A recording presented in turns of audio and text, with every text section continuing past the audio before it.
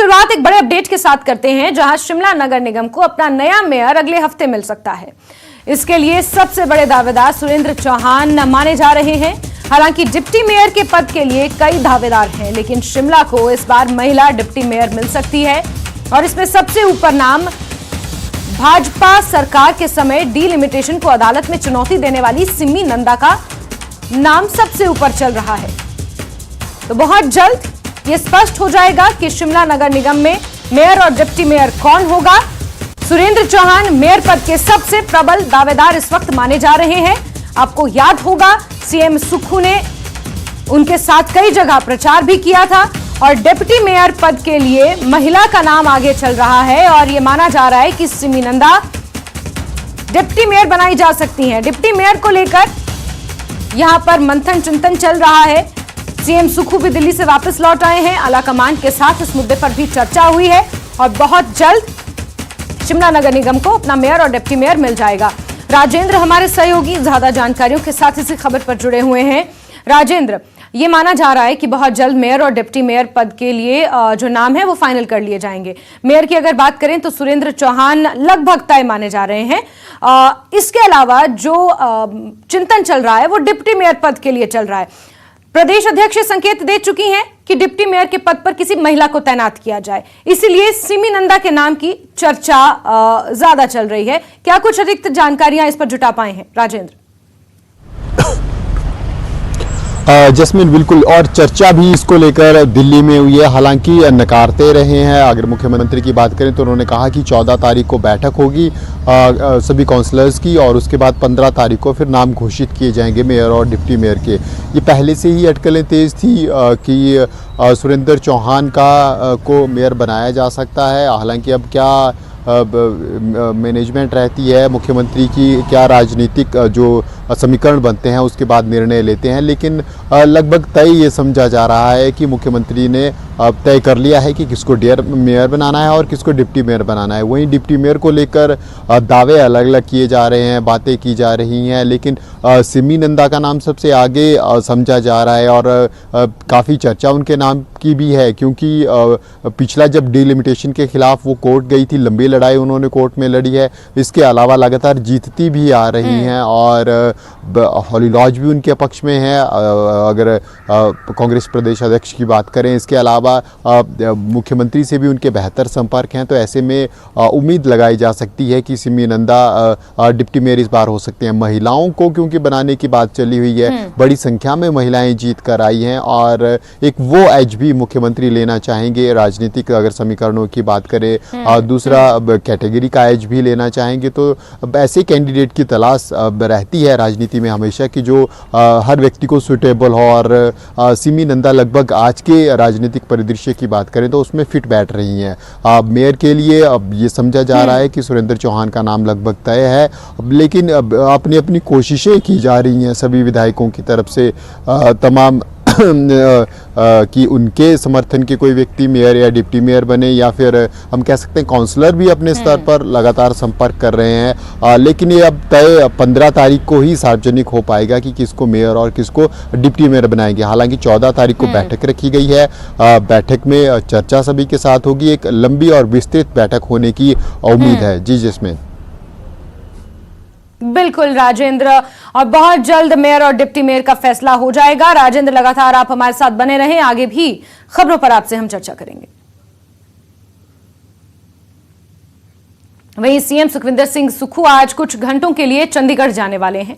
वो वहां governance summit में हिस्सा लेंगे। उसके बाद उनका शिमला लौटने का कार्यक्रम है। सीएम सुक्खू शिमला में चायल में शामिल होने वाले कार्यक्रम में भी पहुंचेंगे। वो रात करीब 9 बजे शिमला वापस आएंगे।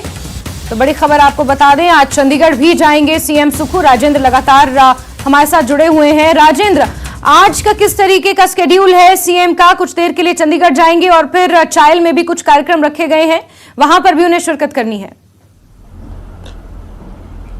बिल्कुल, गवर्नमेंट समिट चंडीगढ़ में है और उसमें मुख्यमंत्री से शिरकत करेंगे। काफ़ी महत्वपूर्ण कार्यक्रम ये है। सुबह ही मुख्यमंत्री कुछ देर में यहाँ से रवाना हो जाएंगे, फिर कार्यक्रम में हिस्सा लेंगे और उसके बाद फिर दोबारा से हिमाचल पहुँचेंगे दोपहर तक। और उम्मीद है कि जो चायल में कार्यक्रम आयोजित होगा, उसमें वो हिस्सा लेंगे और उसके बाद फिर शिमला पहुंचेंगे। अगर पिछले कुछ दिनों की हम बात करें तो लगातार बिजी शेड्यूल मुख्यमंत्री का है। पहले नगर निगम शिमला के चुनाव रहे, उनमें प्रचार मुख्यमंत्री की तरफ से किया गया। उसके बाद फिर कर्नाटक चुनावों के लिए प्रचार के लिए गए और फिर दिल्ली में लगातार कोशिशें रही, पार्टी के आला नेताओं से मुलाकात की या फिर केंद्रीय मंत्रियों से मुलाकात की हम बात करें, तमाम इश्यूज डिस्कस करने की कोशिश की गई। उससे पहले की अगर नज़र दौड़ाएं तो फिर हिमाचल प्रदेश की जो तरफ से बाटा सेस लगाया गया था, उसको लेकर पंजाब, हरियाणा, केंद्र सरकार तमाम नेताओं के साथ बातचीत में मुख्यमंत्री व्यस्त रहे और अब चंडीगढ़ का आज दौरा है, उसके बाद चायल है और फिर देर शाम तक शिमला पहुंचेंगे। तो ऐसे में प्रशासनिक कार्यों को लेकर भी काफ़ी व्यस्तता है, फाइलें निपटाने का काम है और तमाम जो ज़रूरी प्रशासनिक कार्य हैं उनको लेकर भी काफ़ी व्यस्तता है। तो इन दिनों में काफ़ी बिजी शेड्यूल मुख्यमंत्री का देखने को मिल रहा है और जब तक मेयर और डिप्टी मेयर फाइनल नहीं हो जाते, घोषित नहीं हो जाते, इनकी शपथ नहीं हो जाती, तब तक राजनीतिक तौर पर भी मुख्यमंत्री की व्यस्तता रहती है। फिर उसके बाद हम कह सकते हैं कि थोड़ा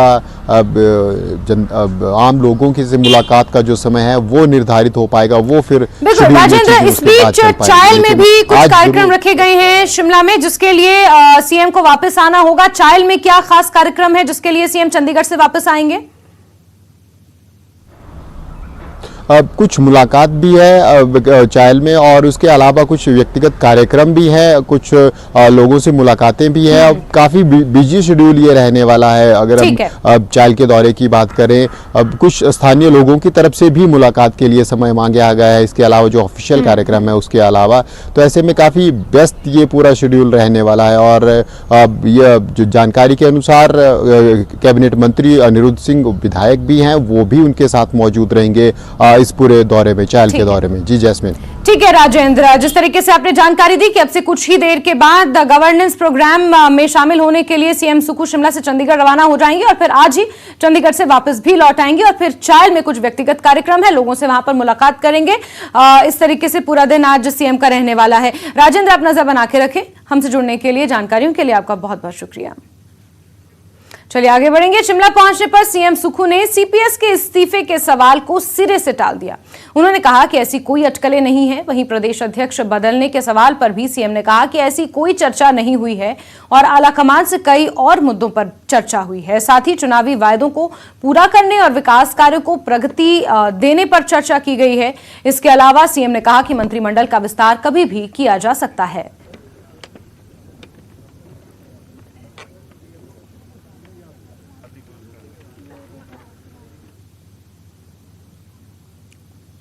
पद से प्रतिभा सिंह जो है उनको हटाया जा सकता है, जो चिंतन शिविर में वहां पर कहा गया था। सर क्या क्लैरिटी है इस पे, मतलब क्या आप इस पे कहेंगे सर, आपका टेक क्या है? तो मैंने तो विक्रमादित्य की पोस्ट पढ़ी नहीं जी, और अभी कोई ऐसी बात है ही नहीं कोई जिस पर कोई चर्चा हो। तो इन बातों को राजनीतिक रंग देना भी ठीक नहीं होता और निश्चित तौर पर सब लोग हम मिलकर पार्टी का ही काम कर रहे हैं, सरकार का ही काम कर रहे हैं। लगाई जा रही है कि सीपीएस में इस्तीफा दे सकते हैं। मेरी जानकारी नहीं, आप बताओ कि हाँ किसी ने बोल रहा तो बताओ। लेकिन एक सवाल है सर, ये सीपीएस को लेकर लगातार सवाल उठाए जा रहे हैं। भाजपा कोर्ट गई है और जो सत्यपाल जैन हैं वो केस की पैरवी यहाँ पर कर रहे हैं उनके कलीग के साथ। किस तरह से आप इसको देख रहे हैं? इसको लेकर भी लगातार राजनीति, देखिए वो विपक्ष की भूमिका निभा रहे हैं और उनके पास जो भी हथियार होते हैं, चाहे कानून का हथियार है चाहे राजनीतिक हथियार है, उस दृष्टिकोण से विपक्ष की पार्टी का दायित्व भी होता है वो मुद्दे इन बातों को उठाते हैं। लेकिन हम सरकार की तरफ से सब प्रकार से तैयार है। लेकिन असल में खबर ये आई थी कि हाईकोर्ट के फैसले से पहले सभी सीपीएस इस्तीफा दे सकते हैं।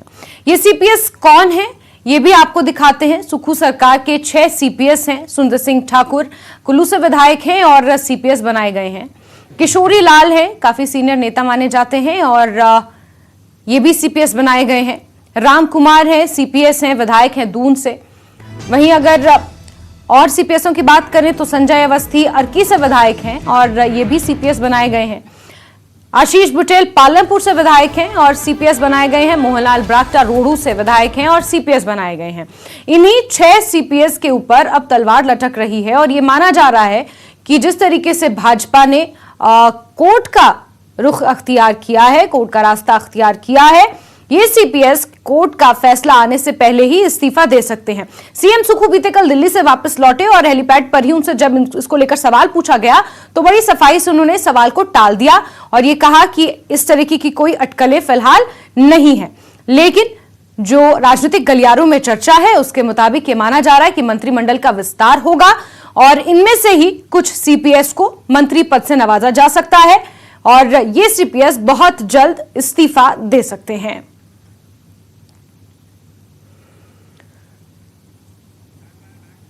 चलिए आगे बढ़ेंगे और राजधानी से एक और बड़ी खबर आपको देंगे। निर्वासित तिब्बती पीएम पेम्पा सेरिंग ने सीएम सुक्खू से मुलाकात की। इस मुलाकात में दोनों नेताओं के बीच तिब्बती समुदाय से जुड़े विभिन्न मुद्दों पर चर्चा हुई।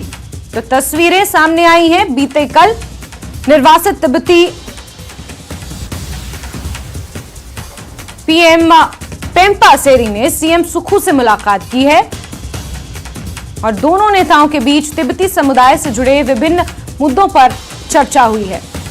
हिमाचल प्रदेश में बड़े पैमाने पर निर्वासित तिब्बती रहते हैं और इसी लिहाज से ये मुलाकात अपने आप में काफी महत्वपूर्ण मानी जा रही है। निर्वासित तिब्बती पीएम पेम्पा सेरिंग ने मुलाकात की। इससे पहले पेम्पा सेरिंग का एक बयान भी सामने आया था जहां उन्होंने निर्वासित तिब्बतियों से बहुत जल्द वतन वापसी को लेकर बयान भी दिया था। उन्होंने कहा था कि चीन में जल्द ही हालात बदलेंगे और जल्द ही वतन वापसी होगी। लेकिन इस बीच निर्वासित तिब्बती पीएम पेम्पा सेरिंग ने सीएम सुक्खू से मुलाकात की है और तिब्बती समुदाय के लोगों से जुड़ी कई समस्याओं को सीएम के सामने रखा है। इसके अलावा कई अहम मुद्दों पर चर्चा हुई है।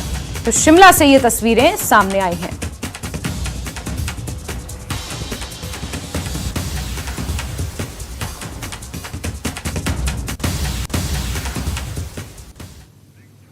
और नमस्ते हिमाचल में खबरों का सिलसिला जारी है, लेकिन वक्त एक छोटे से ब्रेक का।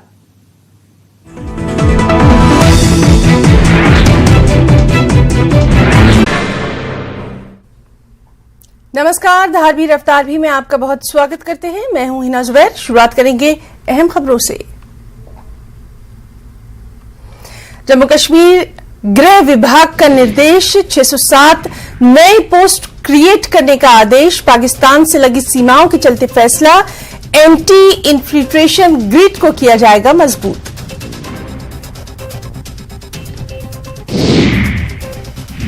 डोडा राष्ट्रीय राजमार्ग के पास हादसा, 1000 फीट गहरी खाई में जा गिरी कार, 2 लोगों की मौके पर मौत।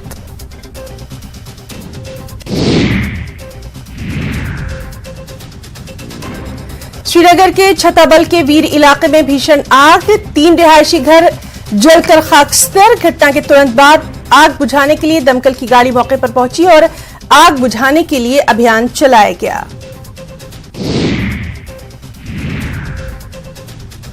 आग लगने के कारणों का पता नहीं चल पाया। स्थानीय लोगों के मुताबिक आग लगने का कारण शॉर्ट सर्किट। लोगों ने पीड़ित परिवारों को मुआवजा देने की मांग की। डोडा में हिट एंड रन का मामला सामने आया है। एक तेज रफ्तार कार की टक्कर में 58 वर्षीय व्यक्ति की मौत हो गई है। बुजुर्ग व्यक्ति अपने घर की तरफ जा रहे थे कि उसी समय डोडा भदरवा राष्ट्रीय राजमार्ग पर तेज रफ्तार कार ने उन्हें टक्कर मार दी, जिससे उनकी मौत मौके पर हो गई। पुलिस ने हिट एंड रन मामले में वाहन की पहचान करने का दावा किया है। एसपी भदरवा ने कहा, पुलिस की भदरवा से 16 किलोमीटर दूर खून से लथपथ एक बुजुर्ग व्यक्ति के शव के बारे में पता चला। पूछताछ के दौरान मृतक की पहचान मीरदीन के रूप में हुई है। जिला मुख्यालय रामबन में आवारा कुत्तों के हमलों से दहशत का माहौल है। ताजा पेट सफा तो हर रोग दफा।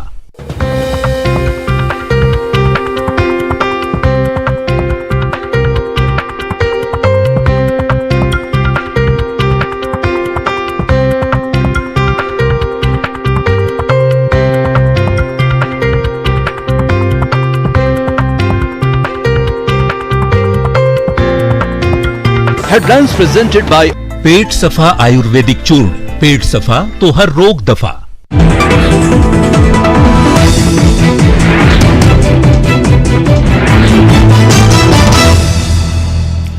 के बाद आगे बढ़ते हैं। हिमाचल के राज्यपाल श्री प्रताप शुक्ल ने दिल्ली में गृह मंत्री अमित शाह और रक्षा मंत्री राजनाथ सिंह से मुलाकात की। ये एक शिष्टाचार भेंट थी, उसकी तस्वीरें भी सामने आई हैं, जहां राज्यपाल श्री प्रताप शुक्ल ने गृह मंत्री अमित शाह और रक्षा मंत्री राजनाथ सिंह से दिल्ली में ये मुलाकात की है और इसे एक शिष्टाचार भेंट माना जा रहा है।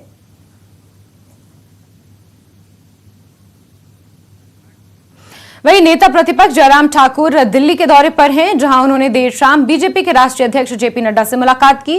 कयास लगाए जा रहे हैं कि नेता प्रतिपक्ष कई और वरिष्ठ बीजेपी नेताओं से भी मुलाकात कर सकते हैं, कई मुद्दों पर चर्चा कर सकते हैं। तो तस्वीरें जयराम ठाकुर की भी सामने आई हैं, जो इस वक्त दिल्ली के दौरे पर हैं और कल देर शाम उन्होंने बीजेपी राष्ट्रीय अध्यक्ष जेपी नड्डा से मुलाकात की और अटकलें ये हैं कि कई और वरिष्ठ नेताओं से भी वो मुलाकात कर सकते हैं। हिमाचल के संदर्भ में कई ऐसे अहम मुद्दे हैं जिन पर चर्चा हो सकती है, जिसमें से एक 2024 के लोकसभा चुनाव को लेकर किस तरीके से रणनीति के साथ आगे बढ़ना है, ये मुद्दा भी शामिल हो सकता है। और दिल्ली पहुंचे हुए हैं नेता प्रतिपक्ष जयराम ठाकुर। माना जा रहा है कि कई वरिष्ठ नेताओं से उनकी मुलाकात प्रस्तावित है। शिमला में सीपीएस की नियुक्ति पर पूर्व मंत्री बिक्रम सिंह ने कहा है कि जिन प्रदेशों में सीपीएस बनाए गए हैं उनको हटाना पड़ा है। अगर हाईकोर्ट से फैसला पक्ष में नहीं आया तो सुप्रीम कोर्ट जाएंगे। साथ ही उन्होंने कहा कि मंत्रिमंडल का विस्तार केवल अटकलें हैं। सुखू सरकार ने पहले भी बड़ा अनबैलेंस्ड मंत्रिमंडल बनाया है। जिला कांगड़ा जो सबसे बड़ा जिला हिमाचल प्रदेश का है, वहां से केवल एक मंत्री बनाया गया है। वो कांगड़ा जिला के प्रति इनकी किस प्रकार की मानसिकता है उसको दर्शाता है। और आज कांगड़ा के अंदर इतना बड़ा मैंडेट कांग्रेस को मिला है, उसके बावजूद वहां मंत्री नहीं है। लोगों में रोष है और लोग आने वाले समय में जब 2024 में इसका चुनाव होगा तो इसका बदला लेंगे। और जहां तक मंत्रिमंडल विस्तार की बात है, मुझे लगता है ये केवल और केवल अटकलें हैं, इसमें से कुछ भी निकलने वाला नहीं है। लेकिन जिस प्रकार से हम इनकी पूरी की पूरी संख्या देखते हैं मंत्रियों की और सीपीएस की, तो वो कहीं आगे बढ़ जाती है। इसलिए वो चैलेंज किया गया है और जिन जिन प्रदेशों में आज तक चैलेंज हुआ है वहां पर ये सीपीएस के अगेंस्ट ही जो है वो अपील जो है वो गया है। न्याय जो है वो इनको जहां पर भी इनके अगेंस्ट अपील की गई है वहां पर जो रिजल्ट आया है वो सीपीएस के अगेंस्ट आया है। इसलिए मुझे ऐसा लगता है हिमाचल प्रदेश में भी यही होगा और यहां से सीपीएस हटेंगे।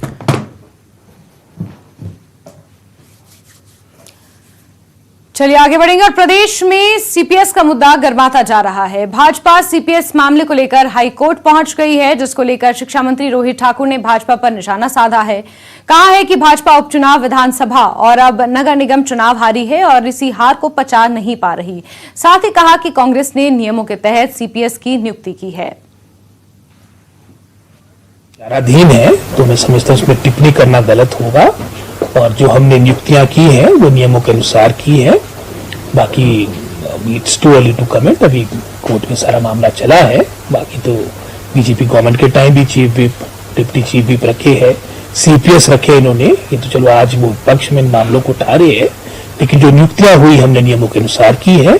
बाकी मामला कोर्ट के विचाराधीन है। Let's wait for the final outcome. मेरा तो यही मानना है कि अपनी चुनावी हार के बाद, चाहे 2022 की थी चाहे नगर निगम की थी, उसको बचा नहीं रहे हैं। अब डिप्टी सीएम इनकी अपनी सरकारों में भारतीय जनता पार्टी के स्टेटों में है, 5 स्टेटों में इनके अपने डिप्टी सीएम है। ये अपनी बातें सब इनको माफ है। वो तो कहती है कि ड्राई क्लीन मशीन है हमारी भारतीय जनता पार्टी, इनको सब माफ है। बाकी और ऊपर सब बातें लागू करते हैं। खबर ऊना से, जहां उप मुख्यमंत्री मुकेश अग्निहोत्री ने एक निजी शिक्षण संस्थान का शुभारंभ किया। इस मौके पर उन्होंने पत्रकारों के सवालों का जवाब देते हुए भाजपा को जमकर निशाने पर लिया। उप मुख्यमंत्री ने कहा कि प्रदेश की भाजपा हताश और निराश हो चुकी है। यहां तक कि भाजपा के अपने ही नेताओं ने पार्टी नेतृत्व पर गंभीर आरोप लगाए हैं। लेकिन उन तमाम चीजों से जनता का ध्यान हटाने के लिए भाजपा लगातार उप मुख्यमंत्री मुकेश अग्निहोत्री को बीच में घसीटने का प्रयास कर रही है। उन्होंने कहा कि प्रदेश कांग्रेस ने भाजपा को राजनीतिक लड़ाई में पूरी तरह ध्वस्त किया है और कानूनी लड़ाई में भी नेस्तनाबूद किया जाएगा।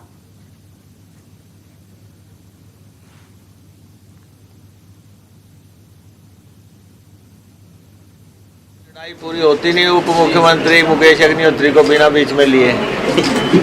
उनकी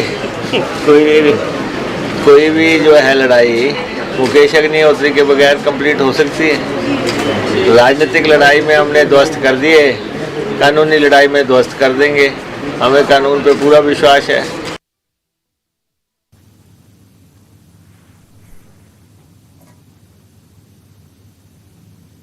आगे बढ़ेंगे। बिलासपुर के क्षेत्रीय अस्पताल सहित मातृ एवं शिशु केंद्र का स्वास्थ्य मंत्री धनीराम शांडिल ने निरीक्षण किया। इस दौरान स्वास्थ्य मंत्री ने डॉक्टरों के कार्यों की तारीफ की, साथ ही संतोष जताते हुए कहा कि मातृ एवं शिशु केंद्र बिलासपुर में आम आदमी के बच्चे को उच्च स्तरीय चिकित्सा सुविधाएं मिल रही हैं।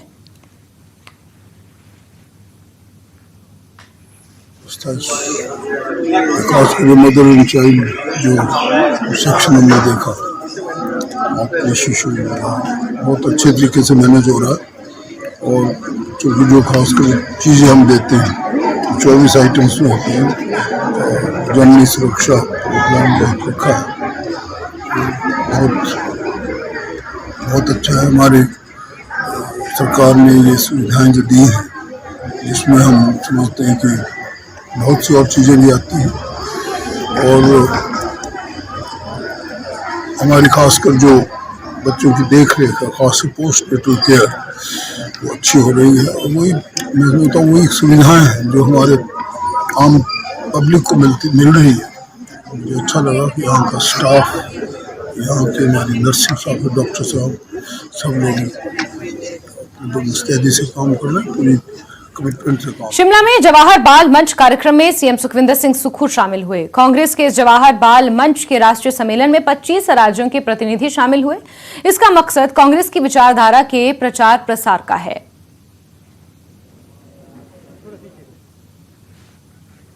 वहीं शिमला में राज्य स्तरीय नोडल एजेंसी वाटरशेड की ओर से वाटरशेड विकास के तहत सर्वोत्तम प्रथाएं विषय पर राज्य स्तरीय 2 दिवसीय सम्मेलन समापन समारोह आयोजित हुआ, जिसमें बतौर मुख्य अतिथि ग्रामीण विकास और पंचायती राज मंत्री अनिरुद्ध सिंह ने शिरकत की। इस दौरान ग्रामीण विकास मंत्री ने कहा कि शिमला में भी अन्य महानगरों की तर्ज पर हाट बाजार के लिए जगह का चयन किया जाएगा और जहां पर स्वयं सहायता समूह अपने उत्पाद बेच सकेंगे, ऐसी व्यवस्था प्रदेश में हर शहर में की जाएगी। साथ ही उन्होंने कहा कि ग्रामीण विकास एवं पंचायती राज विभागों में जल्द 450 नई नौकरियों का प्रावधान होगा, जिससे विभाग के कार्यों में तेजी आएगी।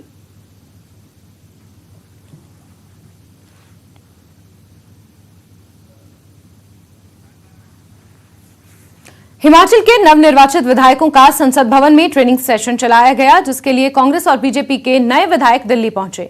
ये ट्रेनिंग आज भी जारी रहेगी। इसमें विधायकों को अनुशासन, सवाल पूछने का तरीका, नियम, कायदे कानून के बारे में बताया जा रहा है।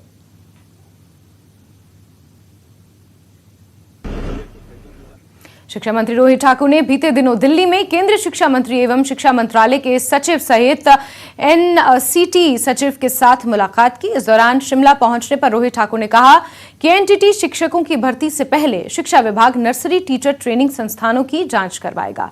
भर्ती के लिए एनसीईटी ने जो नियम तय किए हैं, उसके तहत भर्ती की पात्रता के लिए 2 साल का डिप्लोमा होना अनिवार्य है। डिप्लोमा करवाने वाले संस्थान एनसीईटी से मान्यता प्राप्त होने चाहिए, जबकि सरकार के ध्यान में आया है कि प्रदेश में ज्यादातर डिप्लोमा धारक ऐसे हैं जिन्होंने 1 साल का डिप्लोमा किया है। इनमें भी ज्यादातर बाहरी राज्यों के हैं और कई संस्थानों की मान्यता को हिमाचल प्रदेश निजी शिक्षण संस्थान नियामक आयोग ने रद्द कर दिया है। धर्मेंद्र प्रधान जी से जो हमारे ऑनरेबल मिनिस्टर एजुकेशन के केंद्र में उनसे बात हुई है, और साथ ही साथ जो हमारे सभी जो वरिष्ठ अधिकारी है शिक्षा विभाग में, चाहे उसमें हम सेक्रेटरीज की बात करें, चाहे एनसीटी के चेयरमैन और सेक्रेटरी की बात करें, सबसे काफी विस्तार से बात हुई है। और आप भी जानते हैं काफी वर्षों से ये मामला हमारा, मैं समझता हूँ, पेंडिंग रहा है। तो उसमें यही हमने गवर्नमेंट ऑफ इंडिया से रिलैक्सेशन मांगी है, चाहे मंत्री महोदय से मुलाकात हुई, चाहे हमारे अन्य अधिकारियों से, कि इसमें हमारे को विशेषकर 2014 से पहले जब ये कंडीशन नहीं थी, उससे पहले इन्होंने 1 वर्ष का भी अगर ये रिकॉग्नाइज इंस्टीट्यूट से आपने ये कोर्स किया हो, वो वैलिड हो। हमारा पूरा प्रयास होगा कि जो 14 से पहले के हैं रिकॉग्नाइज्ड इंस्टीट्यूट से, उनकी नियुक्तियां आपकी हो। आपने कई कलाकार देखे होंगे, लेकिन हमीरपुर के रवि धीमान जैसा कलाकार शायद ही देखा हो। लदरौर इलाके के बरोटा गांव के रवि धीमान ने लकड़ी पर 3D आर्ट को उतारा है। उनकी ये कलाकारी देखकर लोग दंग रह जाते हैं। रवि को बचपन से ही ड्राइंग में इंटरेस्ट था। धीरे धीरे अपनी कला का जादू लकड़ियों पर दिखाने लगे। लकड़ी पर एक 3D आकृति बनाने में उन्हें 20 से 25 दिन लग जाते हैं। उनकी कलाकृतियां 20 से 25 हजार रुपए में बिकती हैं। वो पीएम मोदी और सीएम सुखू सहित कई महापुरुषों के चेहरे को अपनी खास कला से लकड़ी पर उतार चुके हैं। उनका कहना है कि अगर सरकार मदद करे तो इस आर्ट को विस्तार दे सकते हैं।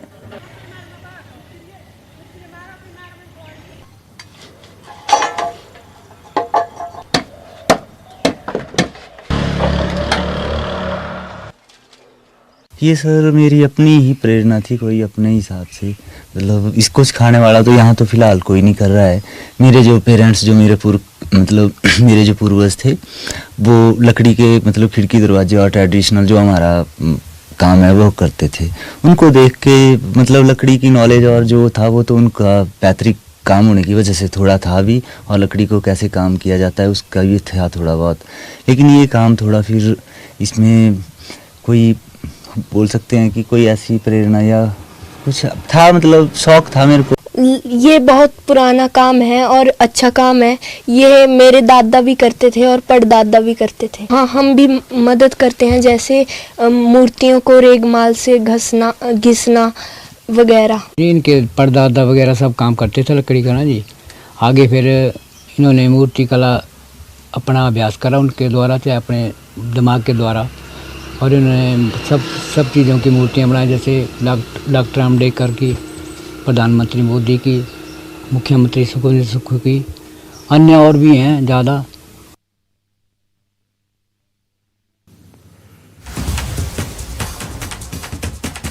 और इस बीच बात करते हैं एक बड़ी खबर की। पालमपुर के खैरा में एक दर्दनाक हादसा पेश आया है। टिप्पर ने एक ITI छात्र को कुचल दिया है। इस वक्त की अहम खबर आपको दे रहे हैं। छात्र गंभीर रूप से जख्मी हो गया है। पालमपुर से इस वक्त की बड़ी खबर, जहां के खैरा में एक दर्दनाक हादसा पेश आया है। एक टिप्पर ने एक छात्र को कुचला है। छात्र ITI में पढ़ता था और छात्र गंभीर रूप से घायल हुआ है। इस हादसे में छात्र गंभीर रूप से घायल हुआ है। पालमपुर के खैरा में एक टिप्पर ने एक ITI छात्र को कुचल दिया है। छात्र गंभीर रूप से जख्मी हुआ है।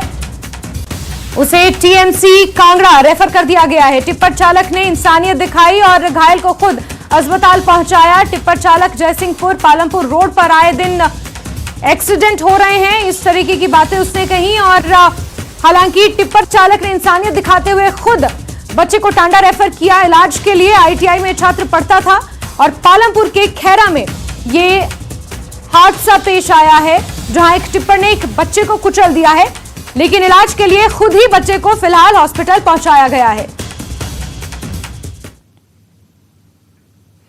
और इसी के साथ नमस्ते हिमाचल में अभी के लिए बस इतना ही, लेकिन हिमाचल प्रदेश की महत्वपूर्ण खबरों के लिए आप जुड़े रहिए News 18 JKLH के साथ। नमस्कार।